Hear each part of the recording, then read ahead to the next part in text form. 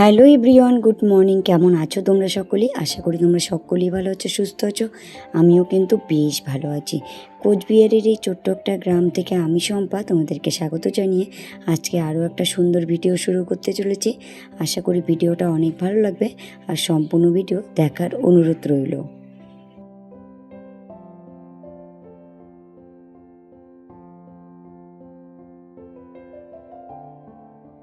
আজকের বারটা হলো বৃহস্পতিবার, তার জন্য কিন্তু একটু কাজের চাপটা বেশি। বাইরের সমস্ত কাজ করে নিয়েছি, সকালবেলা ঘর ঠর মুছে নিয়েছি, তারপরে কিন্তু পুজো দিতে চলে আসলাম।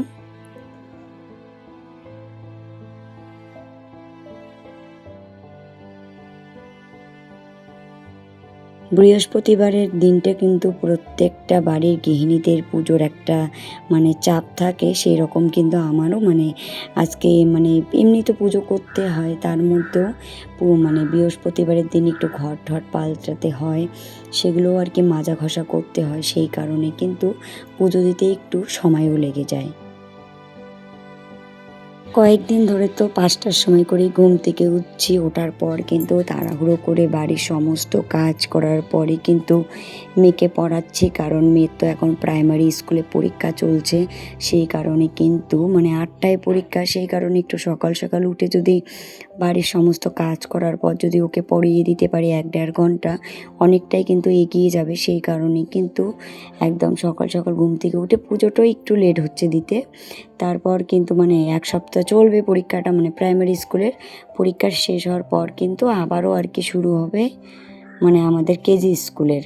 ১০ই আগস্ট থেকে কিন্তু কেজি স্কুলে পরীক্ষা শুরু হবে, একবারে ২৮শে আগস্ট অবধি পুজো দিতে তো এখন লেট হচ্ছে, আর মনটাও কিন্তু একদমই ভালো লাগে না। যেখানে সকাল সকাল পুজো দেওয়া অভ্যাস, সেখানে যদি একটু লেট হয়ে যায় একদমই কিন্তু ভালো লাগে না।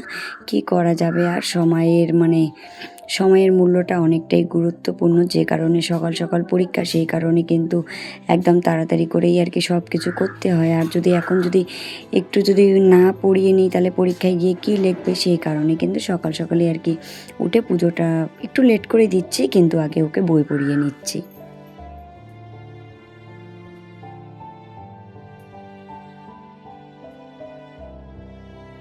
সবার চরণে কিন্তু তুলসীর পাতা দিয়ে নিয়েছি, এখন কিন্তু সবার চরণে চরণে ফুল দিয়ে নিব, তারপরে কিন্তু পুজোটা শুরু করে দিব। আমি কিন্তু এভাবেই প্রত্যেক দিন পুজো দিই, যে নিয়মে পুজো দিই সেটাই তোমাদের সঙ্গে শেয়ার করি। আদার্স কিন্তু কোনো কিচ্ছু আর কি বাড়তি শেয়ার করতে চাইও না। আর যতটুকু আর কি নিয়মে করেই আর কি পুজো দিতে পারি, ততটুকুই তোমাদের সামনে আর কি তুলে ধরি। আর যেহেতু আমি প্রত্যেক দিন পুজোটা দিই, আমার লাইফস্টাইলের মধ্যে পড়ে, সেই কারণে ভাবেই আমি পুজো দেওয়াটা তোমাদের সঙ্গে শেয়ার করি। বৃহস্পতিবারের পুজোটা কিন্তু আমি অত একটা নিয়ম করে দিই না, কারণ কি বলো তো, আমাদের বাড়িতে কিন্তু এই বাড়িতে কিন্তু বিয়ের পর দেখেছিলাম বৃহস্পতিবারের পুজোটা এরা কিন্তু ঘরটাও চেঞ্জ করতো না, শুধু এমনিতে খালি গোবিন্দ পুজোই করতো, তাছাড়া কিন্তু আদার্স অন্য পুজো করতো না। সেই কারণে কিন্তু আমার আর কি বিয়ের পর আমি কিন্তু লক্ষ্মী পুজোটা আর কি আমি করি, শুধু লক্ষ্মী পূজার দিনই কিন্তু আর কি সেবা দিই, তাছাড়া কিন্তু আমি এক জায়গায় সবাইকে সেবা দিই। আমি আলাদা আলাদা করে কিন্তু একদমই আর কি প্রসাদটা সবাইকে আলাদা আলাদা করে কিন্তু দেই না।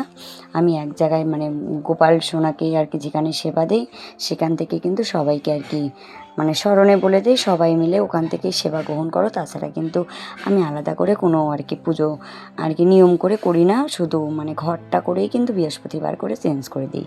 দেখো, বাড়তি জিনিস দেখিয়ে তো লাভ নেই, তুমি যেই রকম যেটা করো সেটাই কিন্তু তুলে ধরার চেষ্টা করব, করার চেষ্টা করব, কিন্তু যেটা আমি করি না সেটা তো আমার বাড়তি করে কোনো লাভ হবে না, সেই কারণে কিন্তু আমি বাড়তি জিনিসটা একদমই করি না।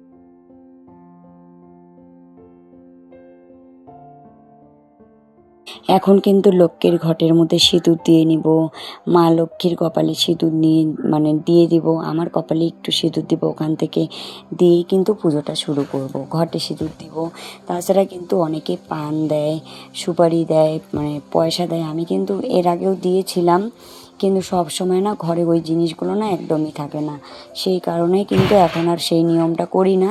শুধু ঘরটাই কিন্তু চেঞ্জ করে দিই, বাদ বাকি কিন্তু আর অন্য কিছু করি না। মানে আমি না মানে চান করার পর কিন্তু আজকে এখনও সিঁদুর দেইনি, সেই কারণে কিন্তু মা লক্ষ্মীর সিঁদুরটাই কিন্তু কপালে দিয়ে দিলাম। আমি শুনেছি মা লক্ষ্মীকে পুজো করতে গেলে মানে সিঁদুর আলতা পরতে হয়, সেই কারণে আমি আজকে মানে এত তাড়াহুড়োর মধ্যে পুজো দিয়েছি না, সিঁদুরটা পরিনি। আমি এখনও কিন্তু নিজে আর কি ফ্রেশ হইনি, সেই কারণে কিন্তু মা লক্ষ্মীর যে সিঁদুর গোলানো ছিল সেই সিঁদুর থেকেই কিন্তু সিঁদুরটা দিয়ে নিয়েছি। আমি কিন্তু প্রায় দিনই এমনই করি যখন আর কি সময় না পাই। তারপর কিন্তু মানে ধূপকাঠি বলো, তারপর প্রদীপ বলো, সবই দেখিয়ে নিলাম। আর শুনেছি যে মা লক্ষ্মীর আর কি পুজোতে ঘন্টা বাজা যায় না, সেই কারণে কিন্তু আমি একদমই ঘন্টা বাজাই না। আমি কিন্তু যখন আর কি এমনিতে আর কি সবাইকে প্রদীপ দেখাই একবারেই, আমি কিন্তু যখন মা লক্ষ্মীকে আর কি প্রদীপ দেখাই তখন কিন্তু ওই ঘন্টাটা কিন্তু আর বাজাই না, তখন কিন্তু থামিয়ে নেই। যেটা দেখো, যেটা মানে নিয়ম সেটা তো নিয়ম পালন করতেই হবে। আর পুজো দেওয়া কিন্তু পুরো কমপ্লিট। ঘরে কিন্তু কলা ছিল আর খই ছিল, কলা আর খই দিয়েই কিন্তু পুজো দিয়েছি সকালবেলাটা। যা ঘরে থাকে তাই দিয়েই কিন্তু পুজো দিই, মানে বাতাসাটা খুবই কম, মানে পুজো দিতে মানে দিই খুব কম।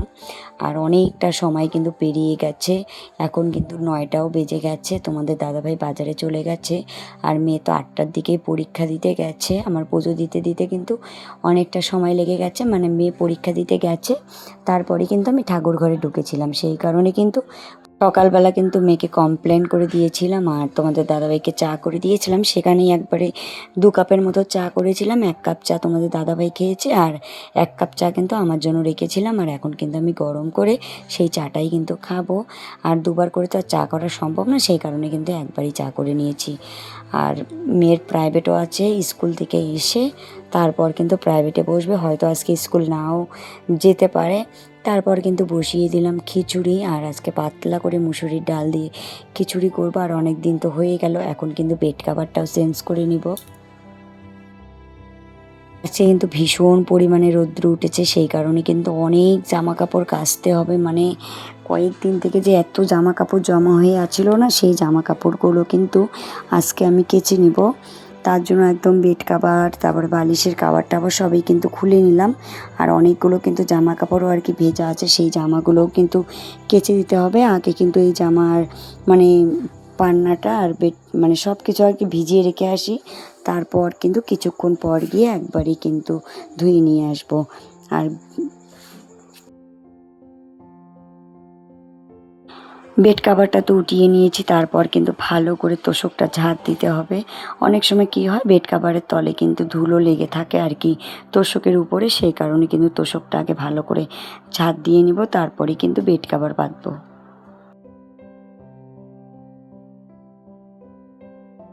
এখন আলমারিটা খুললাম, খোলার পর কিন্তু ভাবছি যে কোন বেড কাভারটা পারবো, মানে ভেবে উঠতে পারছিলাম না সাদা পারবো কি না।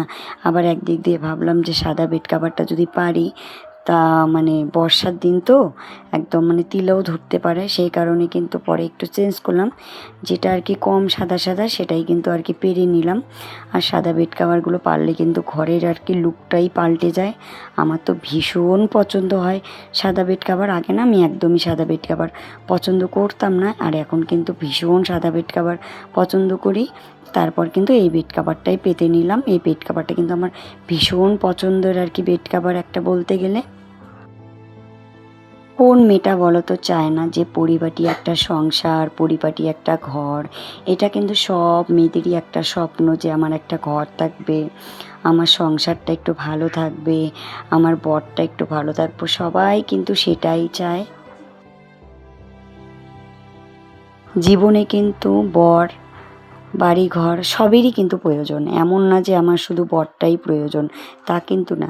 সব কিছুরই প্রয়োজন আছে, একটা থাকার ভালো জায়গারও প্রয়োজন আছে, একটা ভালো হাজবেন্ডেরও মানে প্রয়োজন আছে, সব দিক দিয়েই কিন্তু প্রয়োজন আছে।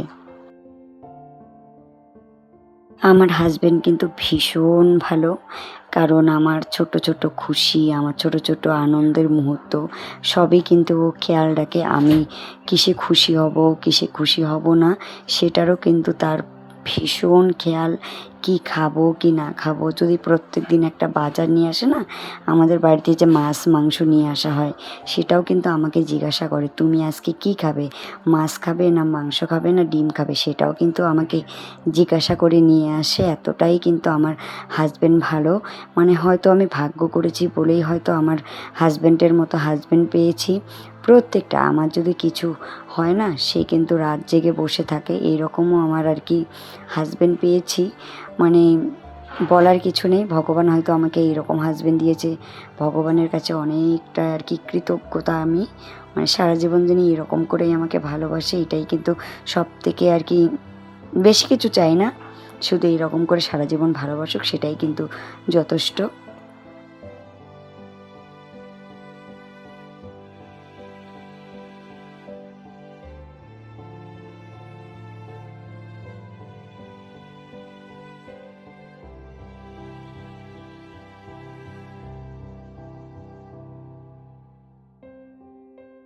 পুরো ঘর কিন্তু গোছানো হয়ে গেল। আর এখন যে বাইরে টুকিটাকি কাজগুলো আছে, সেই কাজগুলো কিন্তু আমার করে নিতে হবে। বাইরে কিন্তু আমার প্রচুর কাজ। খিচুড়িটা বসিয়ে দিয়ে এসেছি, হয়তো খিচুড়িটাও সিদ্ধ হয়ে গেছে, সেটাও সোমবারে দিতে হবে। আর ঘরেও কিন্তু আসলাম রান্নাঘরে, আর এখন কিন্তু খিচুড়িটা প্রায় সিদ্ধ হয়ে গেছে। এখন কিন্তু লবণ আর হলুদটা দিব, দেওয়ার পর কিন্তু আরও কিছুক্ষণ জাল দিব, তারপরে কিন্তু সোমবার দিয়ে দিব। আর আজকে কিন্তু আমি সসপ্যানের মধ্যে খিচুড়ি বসিয়ে দিয়েছি, একদম অল্প করে। আর কিন্তু সকালবেলা কিচ্ছু রান্না করিনি। দুপুরবেলা কিন্তু দিয়েছিল তোমাদের দাদাভাই, চিকেন দিয়েছিল, পরে কিন্তু দুপুরবেলা চিকেনটা রান্না করেছিলাম। আর একটু আলু ছানা করেছিলাম, মানে এগুলোই কিন্তু আজকে রান্না করেছিলাম। আর সকালবেলা খিচুড়িটা করার সময় না, মানে যখন আমি ফোড়নে দিয়েছিলাম না, একটা বড় দুর্ঘটনাও হতে পারতো আমার সঙ্গে। মানে আমি না বুঝতে পারিনি, আমি ভেবেছিলাম ডাল যেরকম করে সোমবার দেয়, আমি হয়তো সেরকম করে খিচুড়িটা সোমবার দিই, সেটাই আর কি ভেবেছিলাম। তেলটা মানে হয়তো মানে সসপ্যানটার মধ্যে ঢেলে দিতে হতো। আমি আজকে আর কি এরকম আমি কোনো দিনও করিনি, কিন্তু আজকে আমি ফার্স্ট টাইমে এরকম করেছি। আর বড় কিন্তু দুর্ঘটনা হতে পারতো একদম। মানে প্রচণ্ড আর কি সোমবারটা এত জোরে আর কি উঠেছিল না, মানে খিচুড়িগুলো সব একদম টকবক করে একদম নিচে পড়ে গেছিলো। এত বড় দুর্ঘটনার হাত থেকে কিন্তু বেঁচে গেছি। মানে কাজ বাঁচানোর জন্য এই কাজটা করেছি, ঘুরে উল্টে মানে আমার আরও চাপটা বেড়ে গেছে। খিচুড়িটাও কিন্তু হয়ে গেল, এখন কিন্তু নামিয়ে নিব। আর খিচুড়িটা খেতে কিন্তু ভীষণ ভালো হয়েছিল। তোমাদের দাদাভাই কিন্তু পাতলা পাতলা মুসুরির ডালের খিচুড়ি ভীষণ পছন্দ করে, সেই কারণে কিন্তু পাতলা করে মুসুরির ডালের খিচুড়িটাই করে নিলাম।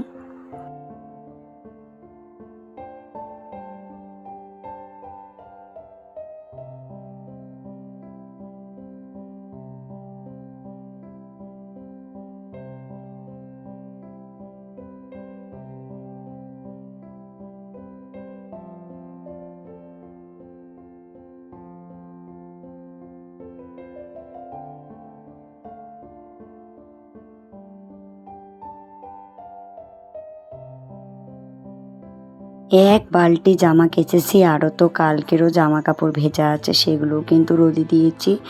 আর কালকে রেইনকোট পরে গেছিলাম, রেইনকোটটাও এত ভিজে গেছিলো, সেটাও কিন্তু রোদে দিয়ে দিয়েছি। মানে আরও হয়তো জায়গা থাকলে আরও কয়টা জামা কাপড় আর কি কেচে দিতাম, কিন্তু জায়গার না ভীষণ সমস্যা আমাদের বাড়িতে। মানে যে কটা আর কি টার বানিয়েছি, এই টারও কিন্তু আর কি কুলায় না, আরও কয়টা টার হলে কিন্তু মনে হয়তো ভালো হয়। মানে এরকমই, বাইরে তো পিছনে তো আমাদের একটুকু জায়গা নেই, সেই কারণে বাড়িতেই আর কি যে কটা জামা কাপড় আর কি কাচানো মানে কাঁচা থাকে, বাড়িতেই কিন্তু রোদ্রে দিতে হয়। কারো কারো দেখবে যে বাড়ির পিছনে অনেক জায়গা থাকে, ওরা কিন্তু একদম বাড়ির পিছনে বড় বড় টার বানায়, কিন্তু আমাদের কিন্তু সেরকম কোনো আর কি অবস্থা নেই। বাইরে কিন্তু একদম টার বানানোর মতো কোনো জায়গা নেই, সেই কারণে কিন্তু আমার বাড়ির মধ্যেই কিন্তু টার বানাতে হয়। ভীষণ অসুবিধা হয়, মানে বেশি জামা কাপড় একদিনে কাচতেই পারি না, শুধু লিমিটে কিন্তু জামা কাপড় কাচতে হয়। মানে যে কটা টারে আটবে সে কটাই কিন্তু কাচি, তাছাড়া কিন্তু বাদ বাকি আর কাচা হয় না। এমনও হয় যে কোনো দিন করে যে 12টা 1টার পর যে জামা কাপড়গুলো শুকিয়ে যায়, সেই জামাগুলো একটু গুছিয়ে রেখে পরে কিন্তু আরও কয়েকটা করে জামা কাপড় কিন্তু কেচে দিই। সেরকমও কিন্তু কিছুদিন আর কি, যেদিন অনেক জামা কাপড় কাচার থাকে সেদিন কিন্তু ওভাবেও কিন্তু অনেক সময় কেচে দিই।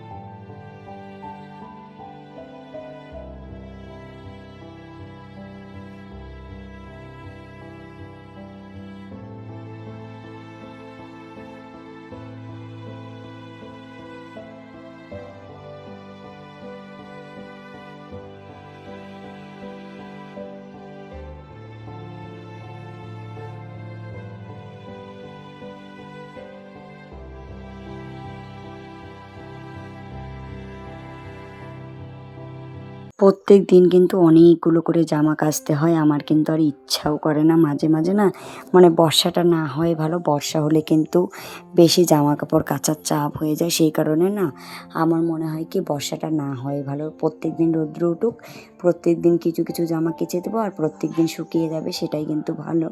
আর বর্ষা হলে কিন্তু জামা কাপড় জমা হয়ে যায়, সেই কারণে কিন্তু অসুবিধা হয়। আর আমার কিন্তু ভয়েসগুলো একটু খারাপ শোনা যাচ্ছে, কারণ আমার প্রচণ্ড সর্দি লেগেছে, গলাটা বসে গেছে, সেই কারণে কিন্তু আমার ভয়েসগুলো একটু শুনতে খারাপ হচ্ছে। তোমরা কিন্তু কিছু মনে করো না। দেখো কত জামা কেচেছি, তাহলে ভাবতে পারো যে প্রত্যেকটা দিন এত চাপের মধ্যেও প্রত্যেকটা সংসারের কাজ কীভাবে গুছিয়ে করে। আর তারপর কিন্তু চিকেন বসিয়ে দিয়েছি, চিকেনটাও রান্না করছি। আর চিকেনটাও কিন্তু একদম লাল লাল করে চিকেন করেছি।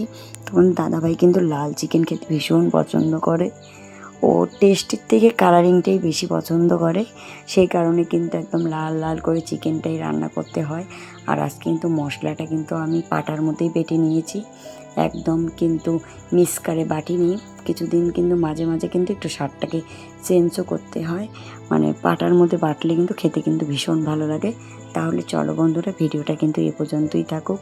ভিডিওটা কিন্তু আর বড় করব না। যদি আমার ভিডিওগুলো ভালো লাগে অবশ্যই লাইক করে দিও।